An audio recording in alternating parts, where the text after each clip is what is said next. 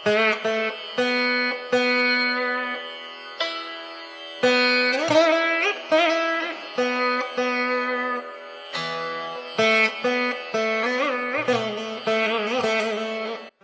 ना एक आत्मानंद की यात्रा पर निकलने जा रहे हैं। अभी इसमें जो पहला चैप्टर है, जो पहला काय प्रकरण आहे म्हणून मी अनुक्रमणिके प्रमाणे जातोय, इंडेक्स के हिसाब से हम आगे जा रहे हैं। उसका शीर्षक है, टाइटल है, विषयांचा त्याग करून चैतन्यमय होणे हीच मुक्ती। असं त्या धड्याचं, त्या चॅप्टरचं शीर्षक आहे। त्याच्यामध्ये 20 सूत्र आहे। या 20 सूत्रांपैकी पहिलं सूत्र हा जनक राजाने विचारलेला प्रश्न आहे आणि बाकीची जी 19 सूत्र आहेत ती अष्टावक्रनी त्या प्रश्नाला दिलेली उत्तर आहेत वेगवेगळ्या प्रकारे त्यांनी। 2 ते 20 ही त्याबद्दलची आहे। दुसरा जो अध्याय आहे, दुसरा जो चॅप्टर आहे, त्याच्यामध्ये म्हटलंय की अध्यात्म सत्तेपेक्षा जग निराळे नाही, असं शीर्षक आहे। म्हणजे सोर्स आणि मॅनिफेस्टेशन हे दोन नाहीये, पुरुष आणि प्रकृती दोन नाहीये। अध्यात्म सत्तेपेक्षा म्हणजे स्पिरिट आणि सिस्टीम दोन नाहीये, एकच आहे। असं तो शीर्षक आहे आणि त्याच्यामध्ये 25 सूत्र आहेत त्यातून, पण ती सगळी जनक राजाच्या तोंडी आहेत। जनक राजा सांगतायत। याचा अर्थ बघा कसा आहे, एक प्रश्न विचारला पहिल्या सूत्रामध्ये, 19 सूत्रांमध्ये अष्टावक्रांनी त्याचं उत्तर दिले।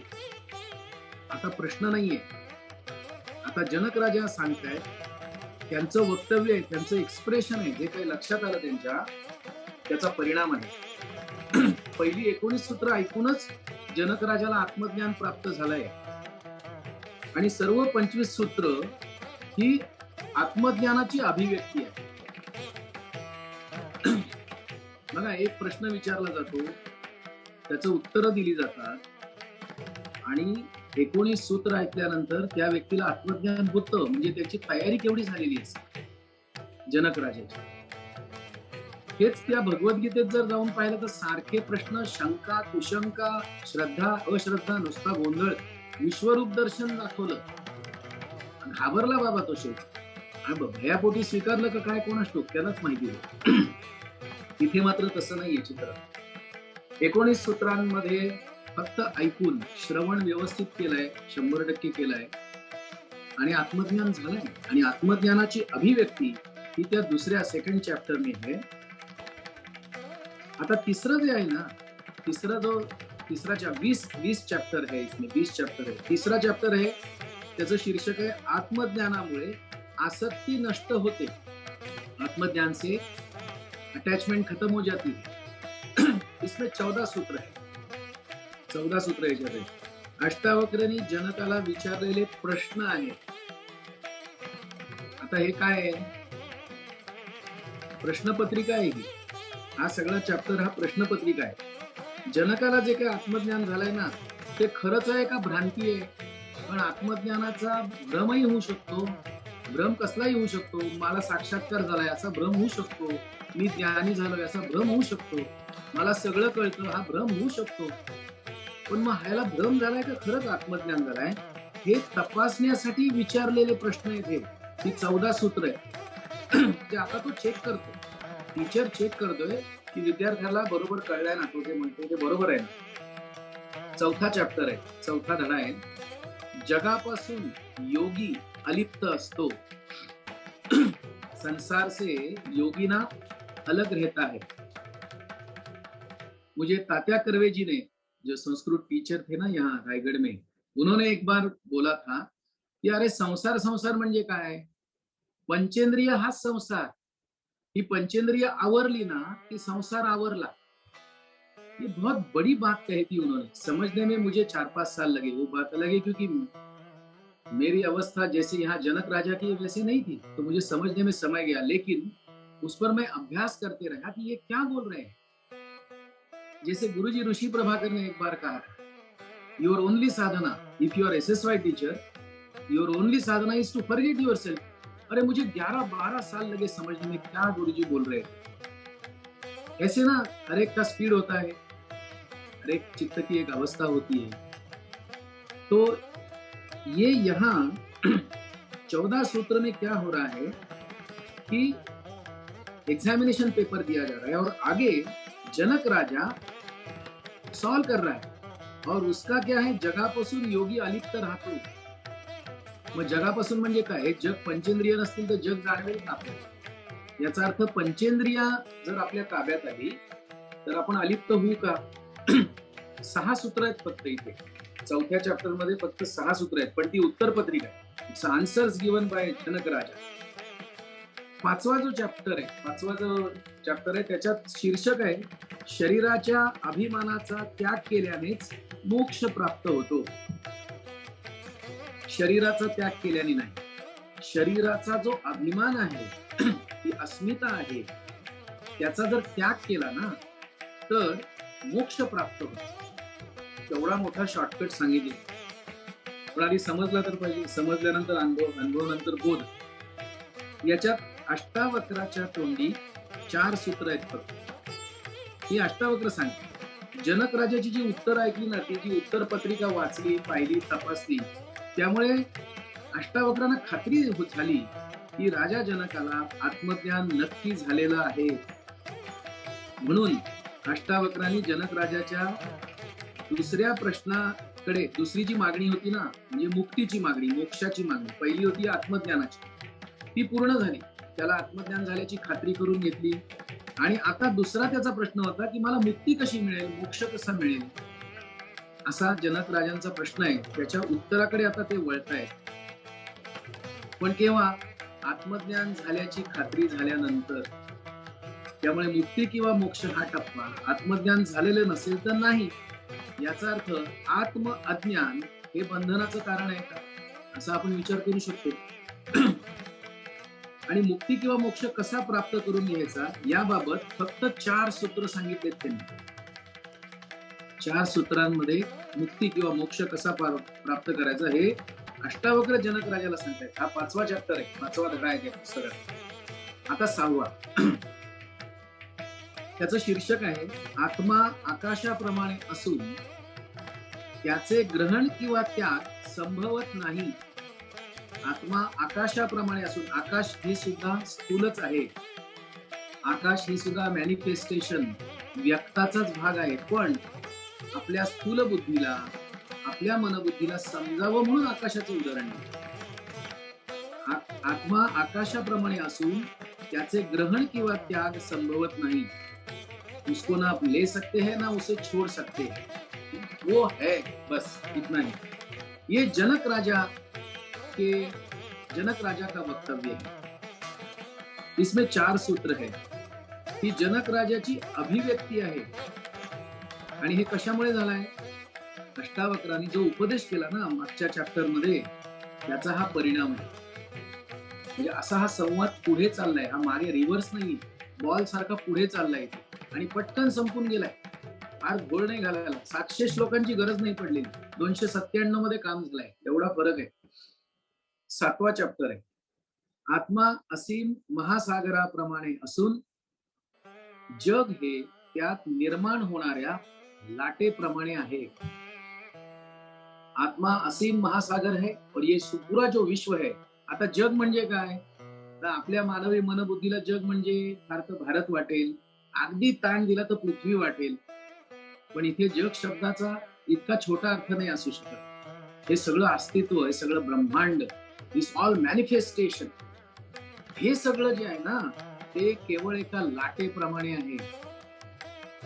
आणि मग आत्मा, तुम्हाला शिवसूत्र माहिती असतील, त्यातलं पहिलं सूत्र आहे चैतन्यम आत्मा. दुसरं सूत्र आहे ज्ञानम बंध.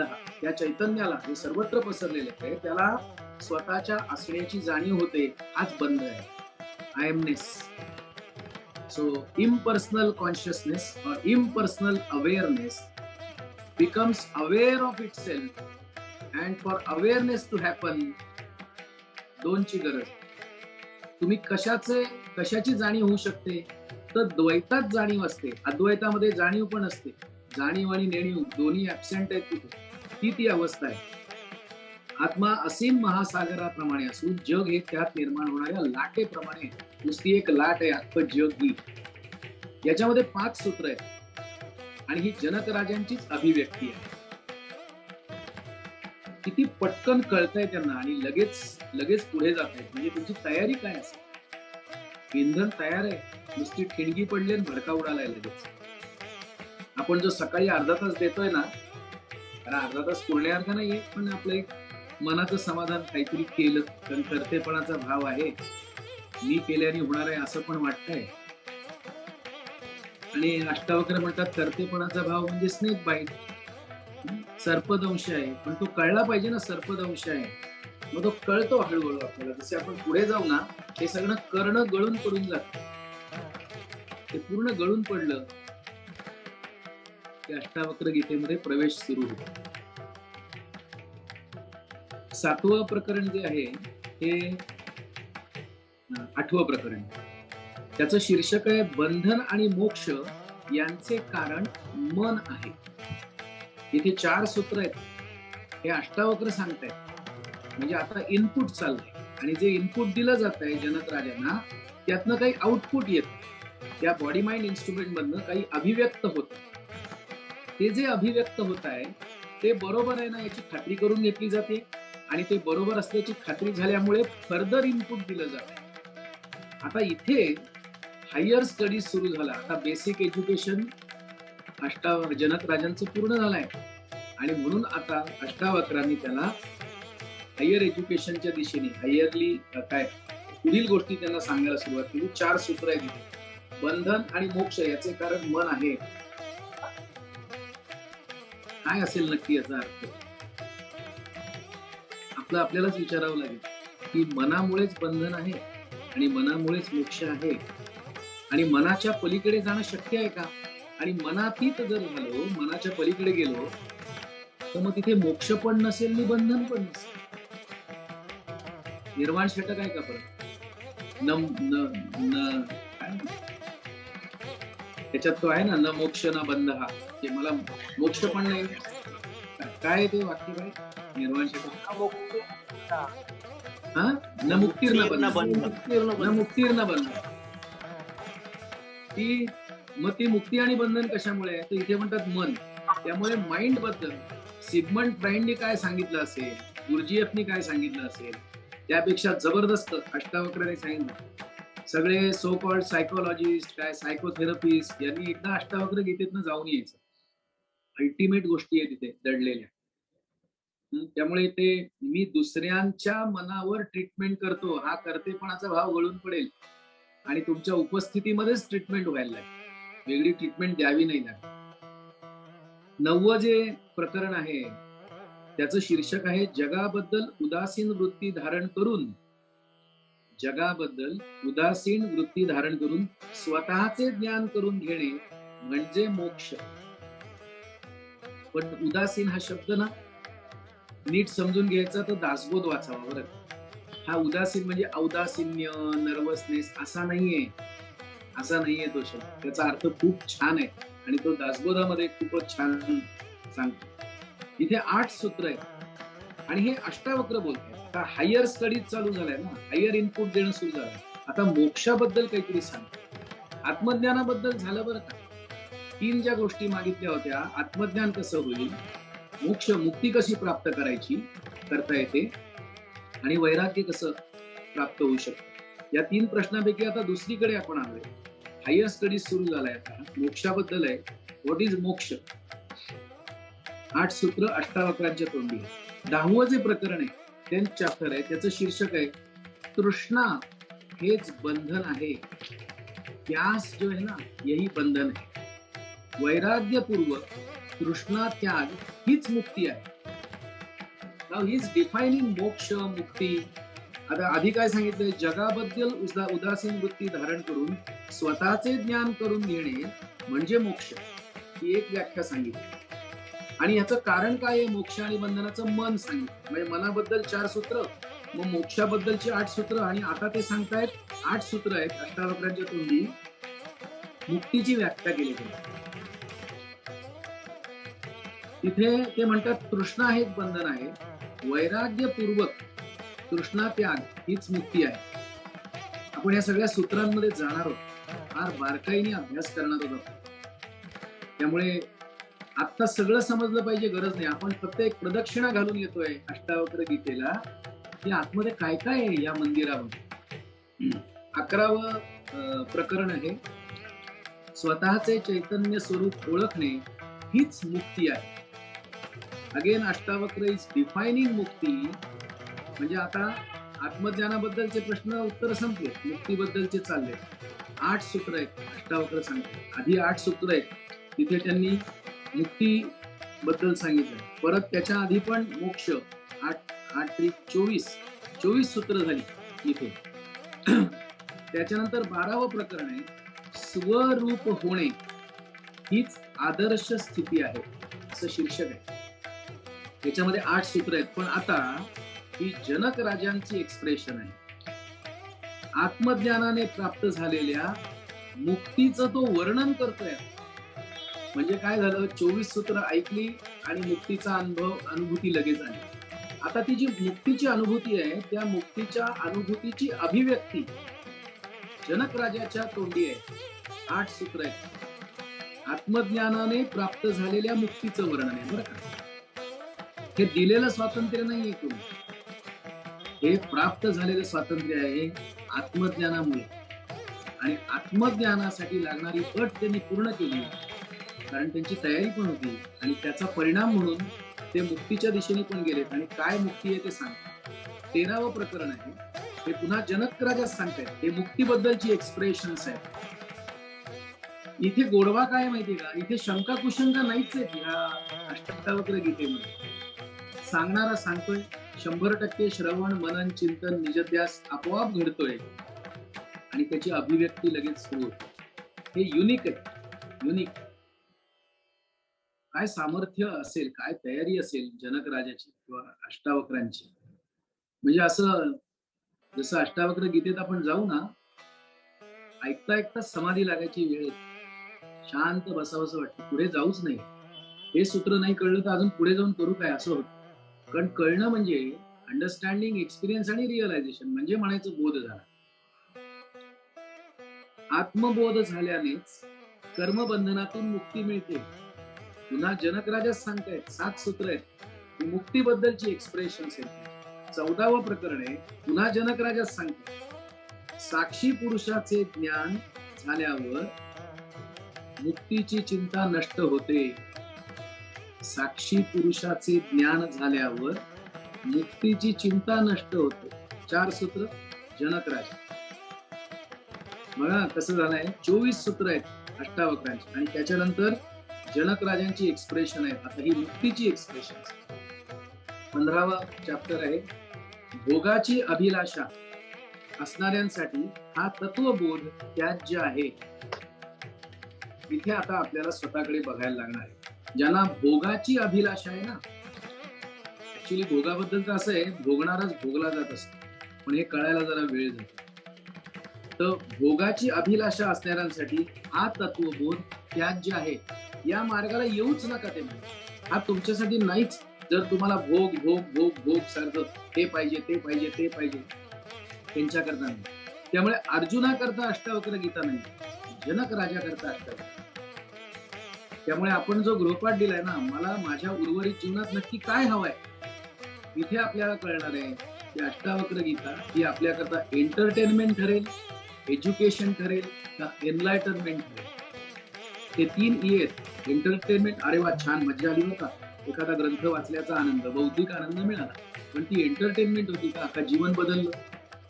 जर जीवन बदलत असेल, विचार बदलत असेल, वर्तन बदलत असेल, तर आपल्याला ते डायजेस्ट झालं असं म्हणायचं. जेवतात सगळेच, पचवतात किती? त्या राजीव दीक्षितांची लेक्चर ऐकली की कळतं, जेवणं आणि पचवणं, पचवण्याची क्रिया दीर्घकाळ चालते, एकदम होत नाही, घाईघाईत होत नाही. 15व्या प्रकरणात भोगाची अभिलाषा असणाऱ्यांसाठी हा तत्वबोध त्याज्य आहे. It is not for those who want to seek, who are the pleasure seekers. मग आपण गुरुजींच्या ऋषी प्रभाकरांनी सांगितलंय त्याप्रमाणे जर पाहिलं तर स्वाधिष्ठान चक्रावर जर जगत असतील तर त्यांच्याकरता हे नाही. त्यांच्याकरता नाही. मूलाधार आणि स्वाधिष्ठान ही जर जाणीवेची पातळी असेल ना, तर ते ते वेगळं आहे, त्यांच्याकरता नाही. म्हणजे इथे एक अवस्था येणं गरजेचं आहे, ज्यासाठी कदाचित तपश्चर्या कामाला येऊ शकते. आणि तपश्चर्या गेट्स कल्मिनेटेड इंटू साधना, कारण तपश्चर्या करावी लागते. तिथे विल पॉवरचा वापर आहे, इगो पॉवरचा वापर आहे. पण साधना आत्मशक्ती टॅप झाल्यावर आपोआप घडते. या धना आहे ती साधना. मग जनक राजांची तपश्चर्या पण करून झाली, कारण ते गुरुकुलमध्ये होते, ब्रह्मचर्य आश्रमाचं पालन केलं, गृहस्थाश्रम झाला त्यांचा. आणि आता वानप्रस्थ या स्थितीत आहेत की काय, नाही तर हे प्रश्न पडतील कसे? जनक राजांना जे प्रश्न पडले ते अशा श्रीमंतीत लोळणाऱ्या, असे सत्तेमध्ये लोळणाऱ्या लोकांना पडतात का? म्हणजे वानप्रस्थ ही चित्ताची अवस्था आहे का? का 75व्या वर्षी संन्यास, 50 झाल्यानंतर वानप्रस्थ, असं ते काय गणित आहे? ते गणित आहे. मग जनक राजांचं वय काय, अष्टावक्रांचं वय, ज्ञानेश्वरांचं वय, याचा वयाशी काय संबंध? आणि आत्मज्ञान किंवा ज्ञान हे काय वय वाढल्याने येतं का, होतं का? मग तर फार सोपं झालं असतं. आपण फक्त जगायचं, वय वाढण्याची वाट बघायची, जसं वय वाढेल तसं ज्ञान वाढेल. छत्रपती शिवाजी महाराज कितव्या वर्षी रोहिडेश्वरावर करंगळी कापून शपथ घेत आहेत? सावरकरांचं काय दिसतं सगळं? ही काहीतरी वेगळी माणसं असतात. ही अलीकडची उदाहरणं थोडी कळू शकतात आपल्याला. हे 7,000 वर्षापूर्वीच आहे. हे जरा कळणं आपल्याला कठीण आहे, म्हणून आपण अलीकडच्या उदाहरणांच्या तुलनेत मी कुठे आहे असा विचार मनात येतोय माझ्या. 16वं प्रकरण आहे, ज्ञानाचे विस्मरण ही मुक्तीच आहे. इतकी सुंदर मुक्तीची व्याख्या. मला विचार, ज्ञानाचं विस्मरण ही मुक्तीच आहे. मला ज्ञान झालंय ना, मी ज्ञानी आहे, या ज्ञानाचंही विस्मरण होणं ही मुक्तीच आहे. नाही तर सगळ्या इन्फॉर्मेशनच्या भेंडोळ्यामध्ये तो मी कसा अडकतो आणि बाहेरच पडत नाही. मला हे येतं, मला ते माहितीये, मी ते केलेलं आहे, मला हा सगळा अनुभव आहे, मी तर शिकवतो सुद्धा. अरे बापरे, मग तर फारच भेंडोळं मोठं आहे. हे हायर स्टडीज बद्दल चाललंय बरं का. आणि हे अष्टावक्र सांगतात ज्ञानाचे विस्मरण ही मुक्तीच आहे. आधी अष्टावक्रांनी काय सांगितलं, भोगाची अभिलाषा असणाऱ्यांसाठी हा तत्वबोध त्याज्य आहे.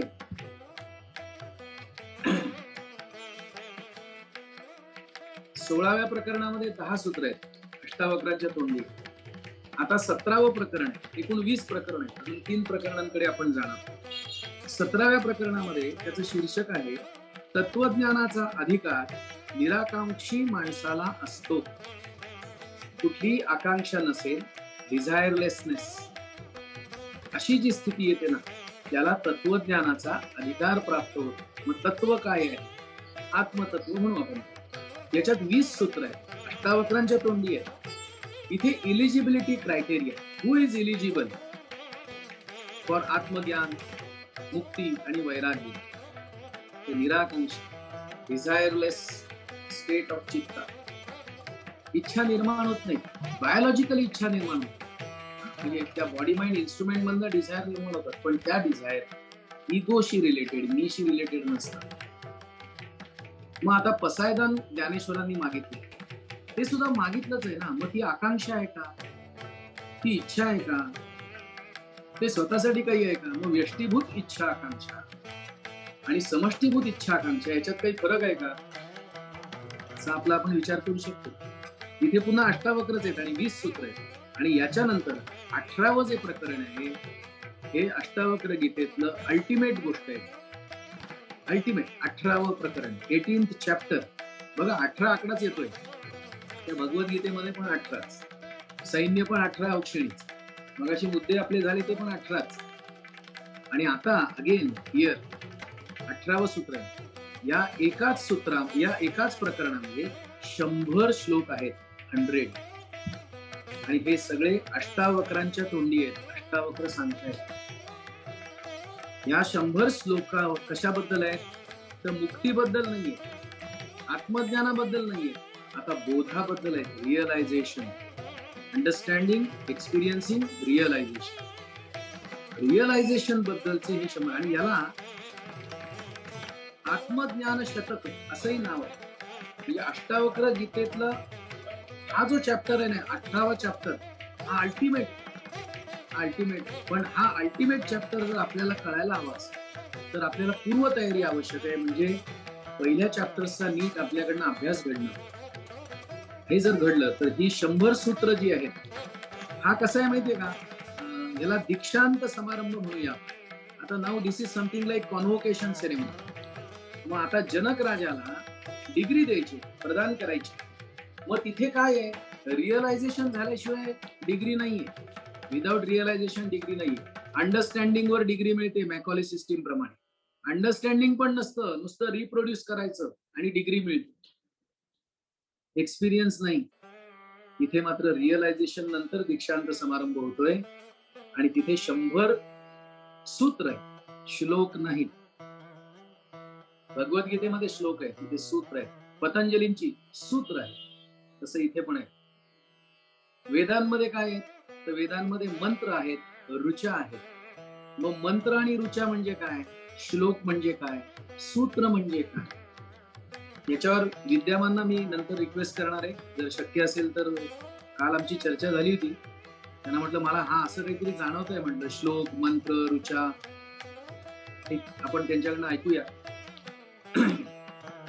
तर आता दीक्षांत समारंभात आपण आलेले आहोत आणि संपूर्ण शांतीचा रस्ता बोधोदय आहे, असं याचं शीर्षक आहे 18व्या प्रकरणाचं.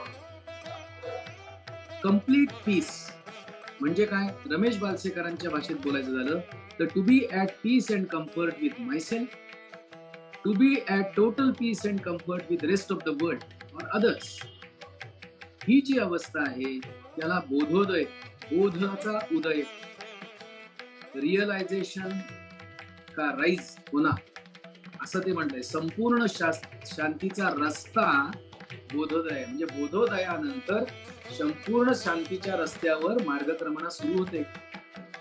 म्हणजे जीवन आपल्याला तसं जगता येणं शक्य आहे. अष्टावक्र गीता जर पूर्ण आपल्यामध्ये उतरली, आपल्याला समजली, आपल्याला अनुभव आला आणि आपल्याला बोध झाला, तर उर्वरित आयुष्यामध्ये संपूर्ण शांतीपूर्वक जीवन जगता येईल. मग सुखदुःख असतील का, नक्की असतील.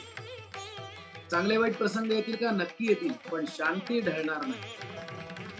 आंतरिक शांती म्हणजे विनोबा भावे म्हणायचे ना, आतमध्ये जप आणि बाहेर तप, तसं हे तपश्चर्या चालू राहील सुखदुःखांना सामोरं जाण्याची. पण अंतरात शांती असेल, बोधाने होणार आहे, रिअलायझेशन होणार आहे. हे आत्मज्ञान शतक आहे, हा कॉन्व्होकेशन सेरेमनी आहे जनक राजाचा. आणि 19वा चॅप्टर आहे, पुढचा प्रकरण आहे, त्याचं शीर्षक आहे आत्म्याशी एकरूप होणे ही सर्वश्रेष्ठ अवस्था आहे. थोडं कठीण आहे. आत्म्याशी एकरूप होणे ही सर्वश्रेष्ठ अवस्था आहे. कारण कुठलीही साधना ज्याला म्हणतात, तपश्चर्या म्हणतात करा, तिथे आपण आत्म्याशी एकरूप होतो का? बघा, डिझॉल्व्ह होणं, मन बुद्धी चित्त अहंकाराला ट्रान्सेंड करून पलीकडे जाणं म्हणजे आत्म्याशी एकरूप होणं आहे का? का ते बीइंगशी एकरूप होणं झालं? जाणीव आणि जाणीवेची जाणीव. बघा, फक्त मनुष्य प्राण्याचं हे वैशिष्ट्य आहे की त्याला त्याच्या असण्याच्या जाणीवेची जाणीव आहे आणि बाकी सगळ्यांना, सगळ्या पशुपक्षी प्राण्यांना जाणीव आहे, पण जाणीवेची जाणीव हे माणसाचा युनिकनेस आहे. त्यामुळे अष्टावक्र गीता, भगवद्गीता हे माणसांच्या बाबतीत संभवत. कावळे, म्हशी, कुत्रे, हत्ती यांच्या बाबतीत हे नाही संभवत, कारण त्यांना जाणीवेची जाणीव नाही. माणसाला ती आहे. गुरुजी ऋषी प्रभाकरजी सांगायचे की it is only human nervous system which is capable of entering to meditative state. ऊर्ध्व मूल अधशाखम, ती मुलं इथं आणि सगळ्या त्या शाखा खाली नर्वस सिस्टीम, ही माणसाचीच नर्वस सिस्टीम समाधी स्थितीत जाऊ शकते. स्पाइन इरेक्ट नावाचं गुरुजींचं एक लेक्चर आहे, त्याच्यामध्ये त्यांनी हा मुद्दा खूप छान मांडला की ज्यांचे स्पाइन असे व्हर्टिकल आहेत ना, ते इव्हॉल्व्ह होत असतात, आणि हॉरिझॉन्टल जे जमिनीला समांतर जर असेल मणका पाठीचा, तर इव्हॉल्युशन नाहीये. त्यामुळे उपनयन संस्कार शिबिरामध्ये ना काय शिकवतात, तर ताट बसून गायत्रीचा जप करा. गायत्रीचं कधी ताट बसा, तेव्हा ते मुलाधारातून सहस्त्रारापर्यंत सगळा खेळ चालणार आहे. म्हशी बघा, म्हशींचा पाठीचा मणका ना कडे हा असा हॉरिझॉन्टल, व्हर्टिकल नाही. पेग्विन बघा, माकडं बघा, जे जे प्राणी असे आहेत ना, व्हर्टिकल पाठीचा मणका ज्यांचा आहे ते इंटेलिजंट आहेत, त्यांचा ब्रेन इव्हॉल्व्ह होतो. त्यामुळे आपणही या कॉलवरती ताठ बसूया, काय वाकून नाही बसायचं आणि सवय लावून घेऊया. या निमित्ताने ताठ बसायची सवय पण लागेल. आता इथे काय म्हटलंय, दीक्षांत समारंभानंतर आता पुढे चाललोय आपण. 19वा चॅप्टर आहे. जनक राजा बोलतायत. आता दीक्षांत समारंभ झाला, 100 श्लोक झाले रिअलायझेशन बद्दलचे. मग आता तो विद्यार्थी काय करतो, गुरुकुल मधनं बाहेर पडण्यापूर्वी तो आपल्या गुरुबद्दल कृतज्ञता व्यक्त करतो. ही कृतज्ञता व्यक्त करताना 8 सूत्र आहेत. किती काय सौंदर्य हो या सगळ्या, हे सौंदर्य स्थळच वाटतात मला. आत्म्याशी एकरूप होणे ही सर्वश्रेष्ठ अवस्था आहे, हे दीक्षांत समारंभ झाल्यानंतर म्हणजे 18वा चॅप्टर झाल्यानंतर जनक राजा सांगतो. शिष्य कृतज्ञता आपल्या गुरूंबद्दल व्यक्त करता येते 8 श्लोकांमध्ये, 8 सूत्रांनी. आता 20वा चॅप्टर आहे, शेवटचा आहे तो. त्याचं शीर्षक आहे आत्मरूप स्थितीत सर्व द्वंद्व. आत्मरूप स्थितीमध्ये सर्व द्वंद्व संपुष्टात येतात. हे जनक राजाच्या तोंडी आहे. शेवटचा चॅप्टर आहे. आता जो शिष्य म्हणून होता ना, तो आता अल्टिमेट विधानं करायला लागली. हीच का गुरु परंपरा, एक गुरु दुसरा गुरु निर्माण करतो, हे गुरुजी सांगायचं याच्यावर. गुरु शिष्य परंपरा नाही, गुरु परंपरा. मग आता जनक राजांची अशी स्थिती आहे की ते आता अद्वैतानुभूतीची अवस्था सांगतायत. अद्वैताची अनुभूती म्हणजे काय असतं ते आता जनक राजा सांगतायत. 14 सूत्र आहेत या शेवटच्या प्रकरणामध्ये. ते काय सांगतात, आत्मरूप स्थितीत सर्व द्वंद्व संपुष्टात येतात. बघा, मॅनिफेस्टेशन जे आहे ना, ते मॅनिफेस्टेशन इंटरकनेक्टेड पोलर अपोजिट्स वरच आधारित आहे. इथे दिवस रात्र, चांगलं वाईट, सकाळ काय, प्रकाश अंधकार, मेल फिमेल, व्हॉटेवर तुम्ही कुठलंही घ्या, हे जे प्रकृती जी आहे ना ती द्वैतावर आधारित आहे. पण ते द्वैत कसं आहे, तर इंटरकनेक्टेड अँड पोलर अपोजिट्स. साधं चुंबक घ्या, north pole south pole, but they are interconnected. You cannot separate south pole, you cannot separate a north pole. वेगळं करताच येत नाही, म्हणजे ते इंटरकनेक्टेड. मग हे इंटरकनेक्टेड पोलर अपोजिट्स कडे पाहण्याचा दृष्टिकोन अज्ञानी माणसाचा आणि ज्ञानी माणसाचा कसा असतो वेगळा. तर अज्ञानी माणूस, ignorant person, holds on to one pole and rejects the existence of another. And whereas enlightened person, जो आत्मरूप स्थितीत आहे, त्याच्याकरता ती दोन्हीचा तो स्वीकार करतो. त्यामुळे स्वीकार केल्याने द्वंद्व राहतच नाही, दोन राहतच नाही. आत्मरूप स्थितीत सर्व द्वंद्व, ड्युअलिटी जी आहे ना, द्वैत आहे, ते संपून जातं आणि अद्वैताच्या अनुभूतीची ही अवस्था आहे.